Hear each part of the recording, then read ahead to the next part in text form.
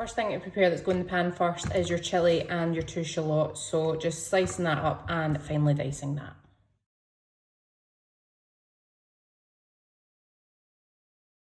I've just realised I said finely diced the shallots and I finely sliced them. So do as you fancy. Put a generous amount of olive oil into a pan. Be even more generous than that because I've ran out. So I'll add some more. Like that generous. And soften off your shallots and chilli.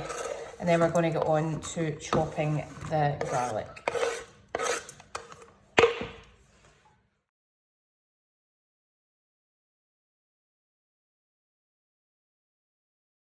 Once your shallots have softened off, add in your garlic.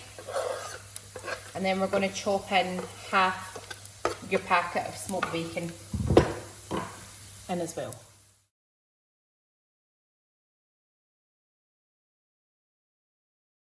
Then going to want you to cook off the bacon and the garlic for a wee bit before adding in the white juice.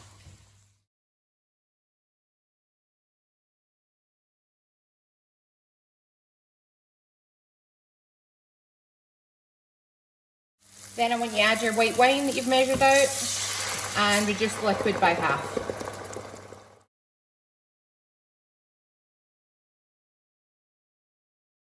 Once that's reduced, add your 2 teaspoons of sugar, your 1 teaspoon of vinegar, your passata, and rinse the carton out with just a little bit of water. Like that. And then your tinned tomatoes, what I want you to do is actually get each tomato, and we want to get rid of the white stringy bit, so just squeeze it until you've got all the good stuff, and we're going to get rid of that. So we're doing that with the whole tin.